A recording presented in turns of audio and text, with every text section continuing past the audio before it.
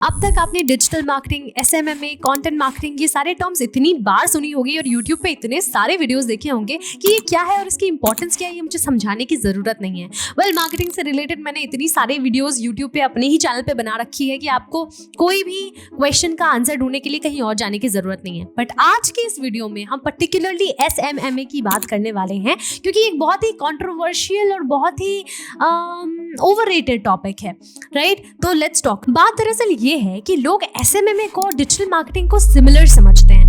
Well, there is a little difference in it. जहां SMMA सिर्फ social media को cater करता है, वहीं पे डिजिटल मार्केटिंग ब्रॉड स्पेक्ट्रम को कैटर करता है, जिसके अंदर ईमेल मार्केटिंग भी आती है, सर्च इंजन भी आती है और सोशल मीडिया भी आती है। एसएमएमए का मतलब है एक ऐसी एजेंसी जो किसी भी प्रोडक्ट को सेल करती है सोशल मीडिया की सहायता से। मतलब ये हो सकता है एफबी एड लगा करके, इंस्टा पोस्ट बना करके, किसी के यूट्यूब को मैनेज करके, या फिर इन्फ्लुएंसर मार्केटिंग भी करके। बट ये सारी चीजें सिर्फ सोशल मीडिया के रिगार्डिंग होगी। और मैंने देखा कि यूट्यूब पे इतने सारे क्रिएटर्स ने एसएमएमए के ऊपर इतने सारे वीडियोस बनाए हैं और इतनी सारी बातें बोली हैं, जिनमें से मैं कुछ पे अग्री भी करती हूँ, कुछ पे डिसअग्री भी करती हूँ। वो क्या बातें हैं वो मैं वीडियो में आगे आपको बताने वाली हूँ, क्योंकि इस वीडियो में मैंने अपना पर्सनल एक्सपीरियंस दिया है। मेरे 3 साल का एक्सपीरियंस जो मैंने एसएमएमए में किया है, वो गलतियों के बारे में भी बताऊंगी कि मैंने क्यों 1 साल तक कोई भी क्लाइंट नहीं गैदर किया, और बहुत सारे रीजंस और बहुत सारे मिस्टेक्स जो आपको नहीं करनी है। एसएमएमए में क्या सूटेबल ऑप्शंस है, आपको कैसे शुरू करना चाहिए, एजेंसी कैसे बनानी चाहिए, किन सर्विसेज का ख्याल रखना चाहिए, कौन से नीशेस को चुनने चाहिए, कैसे अपने काम का शुरुआत करना चाहिए, सारी चीजें वीडियो में बताऊंगी। तो वीडियो स्किप मत करना और एंड तक देखना। तो शुरुआत करते हैं सबसे पहले टॉपिक से, that is how to start an agency. इसके लिए मैं अपने पर्सनल एक्सपीरियंस से आपको ये सजेस्ट करूंगी कि एजेंसी एस्टेब्लिश करने से पहले आप थोड़ा एक्सपीरियंस गेन करें। उसके लिए आप एक अच्छे कोर्स में इन्वेस्ट कीजिए, या फिर कुछ फ्री कोर्स में भी इन्वेस्ट कर सकते हैं। अगर आपके पास पैसे की दिक्कत हो तो आप गूगल पे जाइए और टाइप कीजिए फ्री कोर्सेज ऑफ एसएमएमए। तो आपको बहुत सारे ऐसे एप्लीकेशंस दिखेंगे, बहुत सारे ऐसे साइट्स दिखेंगे जिसमें आपको फ्री कोर्स दिए जाते हैं, सर्टिफिकेट्स भी देते हैं। जैसे कि HubSpot एक बहुत अच्छा प्लेटफॉर्म है।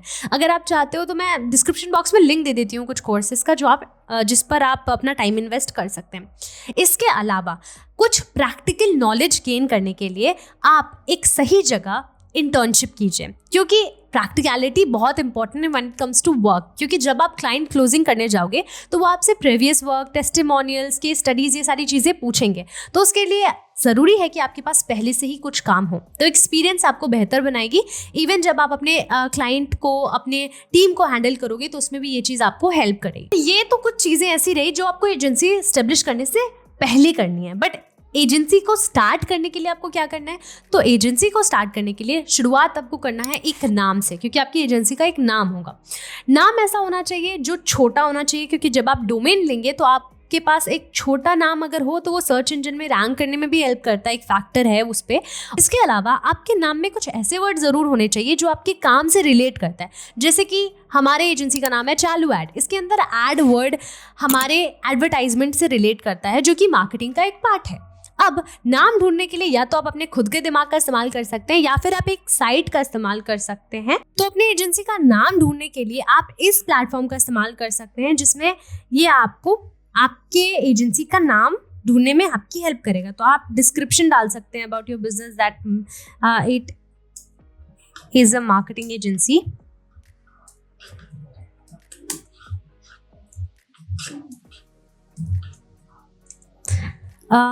इसके अलावा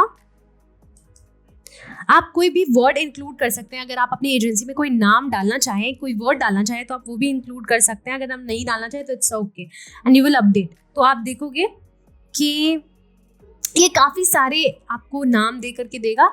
और इसके अलावा गो डैडी पे उसका नेम अवेलेबल है या नहीं, कितने प्राइस में मिलेगा आपको, ये सारी चीज़ें भी बताई जाएगी। अब नाम ढूंढ लेने के बाद आपको बनाना है एक लोगो। आप एक लोगो कैनवा से भी डिज़ाइन कर सकते हैं, या फिर एक लोगो डिज़ाइनर से भी डिज़ाइन करवा सकते हैं। बट अगर आपको एक शॉर्टकट चाहिए तो लोगो डिज़ाइनर करके भी एक एप्लीकेशन आता है, यहाँ पे design.com पे आप जाके लोगो बना सकते हैं। जैसे बिजनेस नेम मैं अपना चालू ऐड डाल देती हूँ और कीवर्ड है मार्केटिंग एजेंसी, ठीक है? तो ये मैंने ये लिखा ही हुआ था। तो आप जैसे देख सकते हैं कि ये काफ़ी सारे लोगोज के ऑप्शन मुझे दे देता है। इनमें से मैं कोई भी लोगो चूज कर सकती हूँ। तो आप ये कर सकते हैं अपने लोगो को फाइंड करने के लिए। तो नाम और लोगो डिसाइड हो जाने के बाद आप एक डोमेन बुक करोगे सो दैट उस पर हम वेबसाइट बनाएंगे, क्योंकि website is very essential for an agency. इसके बाद हमें ओमनी चैनल बिल्ड करना है, क्योंकि क्लाइंट लाने के लिए हमें कोई ना कोई चैनल तो चाहिए जहाँ से हम आउटरीच करेंगे या कंटेंट बनाएंगे कुछ भी। तो social media channels, search engine channels और ईमेल मार्केटिंग प्लेटफॉर्म्स भी हमें चाहिए होंगे, राइट। ये सारी चीज़ें हो जाने के बाद हमारा एक फाउंडेशन रेडी हो गया है to start an agency. Now जब दुकान बन गई है तो दुकान में हमें चीज़ें क्या बेचनी है वो डिसाइड करना है, मतलब हमें सर्विस क्या देनी है हमें वो डिसाइड करना है। तो what service will be choose will be the next question. तो आपकी सर्विस ROI बेस्ड भी हो सकती है और वैल्यू बेस्ड भी हो सकती है। अगर साफ शब्दों में समझाऊं, ROI बेस्ड मतलब एक ऐसी सर्विस जिसमें आप एनालिटिकल अप्रोच के साथ आगे बढ़ोगे। The things will be in number, जैसे ऐड लगाना, मतलब उसने कितने पैसे लगाए वो आप रिटर्न करोगे and there is in return उसको पैसे ही मिलेंगे। अब सेल्स होगा तो पैसा ही मिलेगा। वैल्यू बेस्ड क्या होता है? वैल्यू बेस्ड सर्विस जिसमें आप वैल्यू देते हो, जिसमें इनडायरेक्ट पैसे मिलते हैं या इनडायरेक्ट वैल्यू मिलती है। अब जैसे कि आपने एक कंटेंट बनाया, अब एक इंसान ने आपको पैसे दिए कंटेंट बनाने के लिए, अब उस कंटेंट से डायरेक्टली उसको पैसे तो नहीं मिलने वाले, राइट, बट मे बी वो कंटेंट हेल्प करेगा उसको सेल्स प्रोसेस को इजी करने में। ऐड लगा के जब वो ऐड लगाएगा तो आपके कंटेंट को यूज करने वाला है, काइंड ऑफ स्टफ, या फिर सोशल मीडिया पे तो बहुत सारी चीज़। तो वैल्यू बेस्ड सर्विस भी दे सकते हैं, ROI बेस्ड। अब हमें कैसी सर्विस देनी चाहिए ये 3 चीज़ों पे डिपेंड करता है। वो 3 चीज़ क्या है? Interest, experience and availability. मतलब अगर ये तीनों चीज़ आपके पास नहीं है, 3 चीज़ों में से कोई भी एक चीज़ आपके पास नहीं है तो प्रॉब्लम होगी। तो ध्यान रखिएगा कि आप ऐसी सर्विस या ऐसी स्किल्स चुनें जो आपके पास, जिसमें आपका इंटरेस्ट भी हो, जिसमें आपकी कोई एक्सपीरियंस भी हो और जिसमें आपकी अवेलेबिलिटी भी हो। अब मान के चलो कि तुमने ग्राफिक डिज़ाइनिंग के 5 क्लाइंट्स ले लिए और तुम्हारे पास ग्राफिक डिज़ाइनर बेचारा एक ही है, अब उस पर लोड पड़ते जा रहा है, तुमको आ नहीं रहा, तो तुम कैसे उस क्लाइंट को फुलफिल करोगे? तो मेरी तरफ से अगर आपको कोई एडवाइस होगा कुछ ऐसी स्किल्स या फिर कुछ ऐसी सर्विसेज जो आप स्टार्ट कर सकते हो, तो वो होगी कुछ मार्केटिंग स्किल्स, जैसे कि FB एड्स, गूगल एड्स या फिर इंस्टाग्राम एड्स। ये कुछ मार्केटिंग रिलेटेड स्किल्स हैं, ऐड लगाना, राइट। तो ये सारी चीज़ें सीख सकते हो, यू कैन प्रेफर दैट, क्योंकि आप SMMA में सर्विसेज दे सकते हो, क्योंकि आप जब किसी का सोशल मीडिया हैंडल या करते हो तो आपको ऐड लगाना पड़ता है, राइट। उसके बाद कंटेंट क्रिएशन, आपको कंटेंट क्रिएशन आना चाहिए। सोशल मीडिया में कंटेंट क्रिएट करना हो या फिर किसी ऐड में कंटेंट क्रिएट करना हो, वो कंटेंट विजुअल फॉर्म में हो, ऑडियो फॉर्म में हो या रिटन फॉर्मेट में हो, आपको कंटेंट क्रिएशन आना चाहिए। किसी को हुक कैसे करते हैं, रिटेन कैसे करते हैं, वो सारी चीज़ें आपको आनी चाहिए। स्किल नंबर 3, एनालिटिकल स्किल्स, मतलब किसी भी कैंपेन को एनालिटिकली देखने आना चाहिए, किसी कैंपेन को अकॉर्डिंगली ऑप्टिमाइज करना आना चाहिए। अब मान के चलो कि आप किसी का यूट्यूब चैनल हैंडल कर रहे हो बट आपको यूट्यूब एनालिटिक्स देखने नहीं आता, तो आप कैसे ट्रैक करोगे परफॉर्मेंस को? अगर आप कोई कैंपेन चला रहे हो, आपको KPIs हैंडल करने नहीं आता, देखने नहीं आता, तो आप कैसे करोगे? तो वो चीज़ें भी बहुत ज़रूरी है। और इसके अलावा कुछ कॉम्प्लीमेंट्री स्किल्स आने चाहिए, जैसे मार्केटिंग, सेल्स और कम्युनिकेशन। ये तो बहुत ज़्यादा इंपॉर्टेंट है। आइडिएशंस, अगर आपके पास अच्छे कैंपेन के आइडियाज़ नहीं है, कंटेंट के आइडियाज़ नहीं है, तो आप कैसे करोगे? तो ये सारी चीज़ों पे, ये सारी स्किल्स पे काम करो। और अगर आपको नहीं भी आता तो धीरे धीरे सीख जाओ। अपार्ट फ्रॉम दिस, रिसर्च कीजिए अपने सर्विस के बारे में। ऐसे अंधाधुंध सर्विस नहीं बांटना, आपको ये भी देखना होगा कि आप जिस सर्विस में इंटरेस्ट रखते हैं वो सर्विस एक्चुअली मार्केट में बिक रही है या नहीं। गूगल का इस्तेमाल कीजिए, गूगल ट्रेंड टूल का इस्तेमाल कीजिए, ChatGPT का इस्तेमाल कीजिए, बार्ड, जेमिनाई का इस्तेमाल कीजिए, सारी चीज़ों का इस्तेमाल कर सकते हैं। यूट्यूब भी चेक कर सकते हैं और तब जाके रिसर्च करने के बाद ही, मार्केट रिसर्च करने के बाद ही आप सर्विस को चुनिए। Market research is very important. Market research के ऊपर मैंने एक वीडियो बना रखी है जिसको चेक कर सकते। तो अब बारी आती है चूजिंग द नीश या फिर निच, जो भी बोलते हैं, डिपेंड ऑन एक्सेंट। तो नीश चुनना भी बहुत ज़्यादा ज़रूरी है, क्योंकि एक सेक्टर होता है जिसके अंदर हम काम करते हैं, मतलब हम सारे सेक्टर्स में काम नहीं कर सकते। नीश क्या होता है? मतलब एक ऐसा एरिया जहाँ हमारा इंटरेस्ट हो, जैसे कि ई-कॉमर्स एक नीश हो गया, रियल एस्टेट एक नीश हो गया, हेल्थ केयर एक नीश हो गया, रेस्टोरेंट एक नीश हो गया। मतलब एक ऐसा नीश जिसके अंदर काम कर सकते हैं। अगर आप D2C ब्रांड्स में बहुत इंटरेस्ट रखते हैं, प्रोडक्ट सेलिंग में बहुत इंटरेस्ट रखते हैं, तो आप ई-कॉमर्स में जा सकते हैं, उनके सेल्स में काम कर सकते हैं। आपको, या फिर आपको रियल एस्टेट में इंटरेस्ट है तो आप रियल एस्टेट में जा सकते हैं। इवन दो मैंने मार्केट रिसर्च के बारे में बात की कि मार्केट रिसर्च से आपको पता चल जाएगा कि आपके सर्विस से रिलेटेड जो इंटरेस्ट है वो किस सेक्शन में ज़्यादा है। वैसे मेरे मेंटोर ने मुझे एक बार बताया था नीश चुनने का सबसे बेहतर तरीका क्या होता है, और मैं भी यही मानती हूँ, मैंने भी यही किया था कि आप 3 महीने अंधाधुंध, मतलब ब्रॉड एक स्पेक्ट्रम पे काम कीजिए। मतलब जो क्लाइंट आपको मिल रहा है सबको सर्व करो और कम से कम 30 क्लाइंट हैंडल करो। 30 क्लाइंट हैंडलिंग के बाद आपको पता चल जाएगा कि एग्जैक्टली ओके ये वाला जो सेक्शन है इसमें मेरा ज़्यादा स्किल है, इसमें ज़्यादा अवेलेबिलिटी है, ज़्यादा एक्सपीरियंस बनते जा रहा है और ज़्यादा क्लाइंट मुझे इसी से मिल रहा है, तो वो आपका निश हो सकता है। और कुछ टाइम उस निश पे काम करो, एटलीस्ट 2 4 5 साल, सो दैट आपके पास एक्सपीरियंस आ जाए। अब हमने निश चुन ली यानी नीश चुन ली, तो अब हमें उसमें से छुपे कस्टमर्स को निकालना है, क्योंकि हमें सर्विस पता है हमें क्या देना है,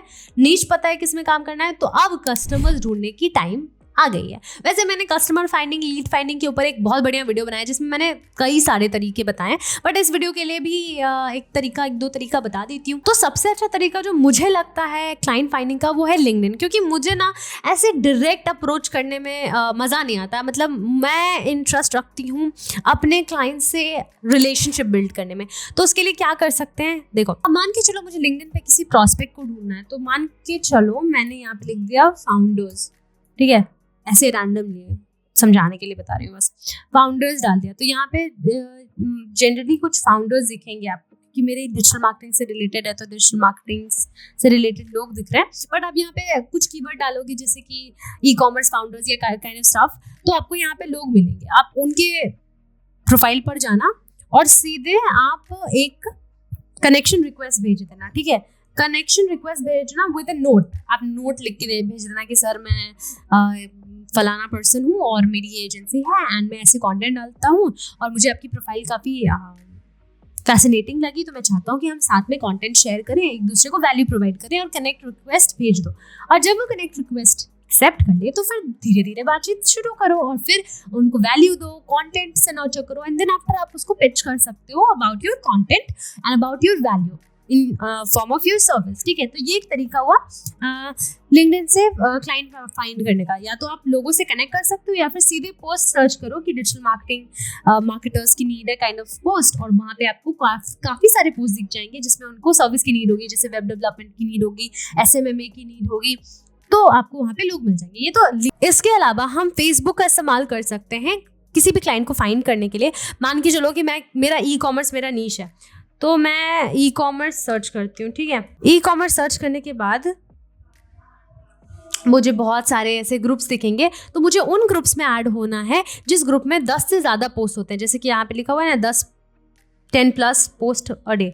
अब मैं यहाँ पे ज्वाइन कर जाऊँगी। अब आप जब ज्वाइन करोगे तो आप देखोगे यहाँ बहुत सारे लोग होंगे, ठीक है। यहाँ पे ग्रुप के कुछ रूल्स होते हैं, वो आपको फॉलो करना है। यहाँ पे आपको बहुत सारे ऐसे लोग मिलेंगे जो ई कॉमर्स के लोग हैं, तो इतने सारे 104K मेंबर्स हैं इसके अंदर, इतने सारे मेंबर्स आपके लीड्स हैं। इन सारे लीड्स को आप पर्सनली जाके कनेक्ट कर सकते हो, पर्सनली आप इनसे बात कर सकते हो, या ग्रुप में भी पोस्ट कर सकते हो कि मैं ये सर्विस बेचता हूँ, या फिर इस ग्रुप में जो लोग क्वेरी भेजें उन क्वेरीज को आप सॉल्व करके भी पिच कर सकते हो लोगों को, ठीक है। इसके अलावा इंस्टाग्राम पे भी सेम चीज़ है। अगर आप इंस्टाग्राम पे जाना चाहें और इंस्टाग्राम पे आप आउटरीच करना चाहें, तो इंस्टाग्राम पे आप क्या कर सकते हैं कि इंस्टाग्राम पे सर्च बार पे जाएं और अपना कीवर्ड सर्च करें। जैसे कि अगर कोई फाउंडर होगा जो ई कॉमर्स फाउंडर होगा, ठीक है, बहुत सारे ऐसे लोग मिलेंगे, जैसे कि मान के चलो ये पर्सन मिल गया, ठीक है।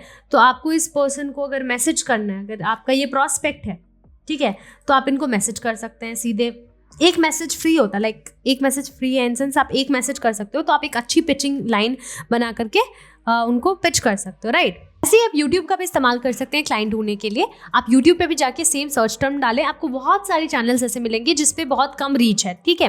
तो आप वहाँ पे, क्योंकि यूट्यूब चैनल पे डायरेक्टली ईमेल्स होते हैं, आप उन्हें ईमेल कर सकते हैं अपने प्रोफेशनल मेल से, जैसे ज़ोहो का इस्तेमाल कर सकते हैं उसके लिए। But still I would say कि कंटेंट क्रिएशन एक बेस्ट स्ट्रैटेजी रहेगी, लॉन्ग टर्म स्ट्रैटेजी रहेगी क्लाइंट एक्विजिशन के लिए। अब हमने क्लाइंट भी फाइंड कर लिया, तो अब हमें देना है उन्हें ऑफर जो उनको फैसिनेट करे टू ग्रैब आवर सर्विस।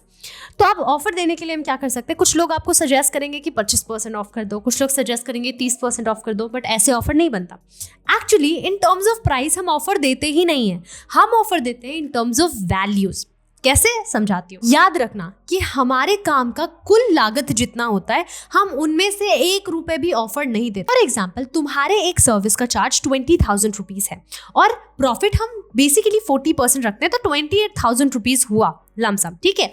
तो 28,000 रुपीज हुआ, तो अगर हमें ऑफर देना है तो हम जो तुम्हारा कॉस्ट टू कंपनी कितना था 20,000, जो तुम्हें सच में लग रहा है, उसमें से हम ऑफर नहीं देंगे, बल्कि जो हमने 40% एक्स्ट्रा, जो 8,000 रुपये एक्स्ट्रा हम ले रहे हैं, उनमें से शायद हम 2,000 या 3,000 ऑफ कर सकते हैं जिससे हमारा लॉस ना हो। ये तो रही कुछ प्राइस बेस्ड ऑफर्स। अब बात कर लेते हैं कुछ वैल्यू बेस्ड ऑफर्स की, जैसे कि webinar, free newsletter, free trial, free scripting, free graphics, ये सारे कुछ वैल्यू बेस्ड ऑफर्स हो गए। इसके अलावा कुछ फैसिनेटिंग ऑफर्स होते हैं, निंजा ऑफर्स होते हैं। अगर आप चाहते हो कि मैं निंजा ऑफर्स वगैरह के बारे में, ऑफर्स के बारे में एक डिटेल वीडियो लेके आऊँ तो कमेंट सेक्शन में लिख सकते हैं। और जब हम बात करें ऑफर्स की तो हमें प्राइस का ख्याल रखना है, क्योंकि हम प्राइस के अकॉर्डिंग ही ऑफर देते हैं। तो चलिए बात कर लेते हैं प्राइसिंग की, कि आप अपनी एजेंसी में प्राइसिंग कैसे करोगे। तो जो आप प्राइस अपनी एजेंसी में सेट करने वाले हो, उसको सेट करने के लिए हमें किस चीज़ की ज़रूरत है। तो जो आपका टोटल प्राइस होता है वो आपका total cost plus total profit होता है, राइट। अब आपकी कॉस्ट में क्या क्या चीज़ें इंक्लूड होती है, तो आपकी कॉस्ट में इंक्लूड होता है डायरेक्ट कॉस्ट। अब डायरेक्ट कॉस्ट क्या होता है, ये कॉस्ट होता है जो सर्विस आप दे रहे हो। फॉर एग्जांपल आपने सोशल मीडिया मार्केटिंग की सर्विस दी, तो अब सोशल मीडिया मार्केटिंग में जो आप काम करोगे उसका कॉस्ट, प्लस आपके कितने मैन पावर्स लग रहे हैं, कितने लोग काम कर रहे हैं उनका कॉस्ट, प्लस जो स्ट्रैटेजिक कॉस्ट होगा। अब जब आप सोशल मीडिया मार्केटिंग दोगे तो आप कंटेंट मार्केटिंग स्ट्रैटेजी दोगे, सोशल मीडिया स्ट्रैटेजी दोगे, जो आपके लीड एक्विजिशन होंगे उसकी स्ट्रैटेजी दोगे, जो आपका KPI रिपोर्ट होगा उसकी स्ट्रैटेजी दोगे, कंटेंट कैलेंडर स्ट्रैटेजी दोगे, सारी चीज़ें जो दोगे, जो स्ट्रैटेजीज आप बनाने वाले हो उसका कॉस्ट। इसके अलावा इनडायरेक्ट कॉस्ट, अब कंपनी में इनडायरेक्ट कॉस्ट भी होते हैं। अब टूल्स, जैसे आप लैपटॉप का इस्तेमाल करने वाले हो, ठीक है, या फिर तुम कैमरे का इस्तेमाल करने वाले हो जो उसके प्रोडक्ट्स को शूट करोगे, जिन क्लाइंट्स का काम कर रहे हो, ठीक है। इसके अलावा जो आपका लाइट इस्तेमाल होगा, आपका कोई भी टूल इस्तेमाल होगा, जैसे कि आप कोई भी टूल इस्तेमाल कर रहे हो कंटेंट पोस्ट करने के लिए, या फिर ग्राफिक डिज़ाइनिंग के लिए जैसे कैनवा, या फिर एडिट करने के लिए प्रीमियर प्रो, इस सब टूल्स का इस्तेमाल जो कर रहे हो वो टूल्स होगा, प्लस इंफ्रास्ट्रक्चर जो आपका बिल्डिंग है या फिर ऑफिस है, लाइट है, इलेक्ट्रिसिटी है, सारी चीज़ें इंफ्रास्ट्रक्चर का इस्तेमाल। इसके अलावा यूज होता है Coca, cost of customer acquisition, उस कस्टमर को लाने में कितनी मेहनत लगी उसका कॉस्ट। ये कैसे जोड़ा जाता है, तो ये जो कॉस्ट होता है ये ऑफर का कॉस्ट होता है, ऑफर लगाने में आपको कितना मेहनत लगा, ठीक है। जैसे कि कोका निकालने के लिए आप क्या कर सकते हो कि अपना टोटल एक्सपेंसेस, जो भी आपको कस्टमर लाने में एक्सपेंसेस हुआ है, उसको डिवाइड करोगे, आपको कितने कस्टमर्स मिले हैं उनसे, तो आपको कोका मिल जाता है। तो अब प्रॉफिट कितना होता है, जब आप डायरेक्ट कॉस्ट, इनडायरेक्ट कॉस्ट और कोका को प्लस करते हो, उसके बाद जब आप 40% उस कॉस्ट का निकालते हो और जब उस प्रॉफिट के कॉस्ट को और जो रियल कॉस्ट है दोनों को ऐड करते हो, तब आपका टोटल प्राइस बनता है। आज के डेट में ज़्यादातर जो मार्केटर्स हैं वो लॉस मेकिंग प्रोसेस में जा रहे हैं, मतलब वो लॉस में जा रहे हैं, वो प्रॉफिटेबल नहीं है क्योंकि आप वो सही प्राइस नहीं ले रहे हैं। अब मान के चलो कि आपकी कॉस्ट टू कंपनी 20,000 रुपये होती है और यही आपका पूरा लागत है, ठीक है। आप 18,000 में काम कर रहे हो तो आपको प्रॉफिट तो हो नहीं रहा, साथ में आप 2,000 का लॉस कर रहे हो, तो ये कौन सा काम है भाई। अब बात करते हैं क्लाइंट क्लोजिंग का, मतलब ये सारा ताम झाम करने के बाद क्लाइंट कैसे क्लोज करते हैं। तो यहाँ बहुत सारे यूट्यूबर्स ने बोला कि आपको सेल्स में पहले ही सेल्स कॉल में पैसे ले लेने हैं, एक मैंने चीज़ें सुनी थी, बट मुझे ये चीज़ सही नहीं लगती। क्यों सही नहीं लगती, क्योंकि मेरे 3 साल के करियर में ऐसा 2 साल तक कभी नहीं हुआ कि मतलब मैंने पहले सेल्स कॉल में ही पैसे ले लिए। क्योंकि आप खुद सोचो ना, आप एक न्यूबी हो, आप एक स्ट्रेंजर हो, कोई इंसान एक स्ट्रेंजर को पैसे क्यों देगा तब तक जब तक वो स्ट्रेंजर इतना रेप्यूटेटेड हो कि उसको सब जानते हो, या वो बहुत ज़्यादा बड़े एस्टेब्लिश्ड कंपनी का हो, राइट। तो अगर आप एक बिगिनर है तो ये इम्पॉसिबल सी चीज़ है कि कोई इंसान आपको फर्स्ट कॉल में ही पैसे देते हैं। तो इसीलिए क्लाइंट क्लोजिंग के कुल 3 स्टेप्स होते हैं, 3 कॉल्स में क्लाइंट क्लोज होता है। कंसल्टेशन कॉल, स्ट्रैटेजिक कॉल और ऑनबोर्डिंग कॉल। इन तीनों कॉल्स में आप काफ़ी सारे स्टेप्स के अंदर जाते हो और कस्टमर को ड्रिप डाउन करते हो, जिसमें वो कन्विंस होता है आपको पैसे देने की। क्योंकि आप खुद समझो ना, एक स्ट्रेंजर है, बहुत सारे लोग ऐसे बोलते हैं कि अगर आप फॉरेनर क्लाइंट को अगर आप क्लोज करते हो, फिर आप एक कॉन्ट्रैक्टर को दे देते हो, बीच में कमीशन खाते हो, तो ये एक कमीशन बेस्ड मॉडल में आप एक एजेंसी चला सकते हो। बट ऐसा होता नहीं है। आप किसी फॉरेन क्लाइंट के पास जाइए, वो केस स्टडी मांगेगा, पोर्टफोलियो मांगेगा, आपका जो काम है वो मांगेगा, टेस्टिमोनियल्स मांगेगा, आपके टीम मेंबर से बात करना चाहेगा, आपके पुराने क्लाइंट्स आपके बारे में क्या सोचते हैं उनसे बात करके देखना चाहेगा।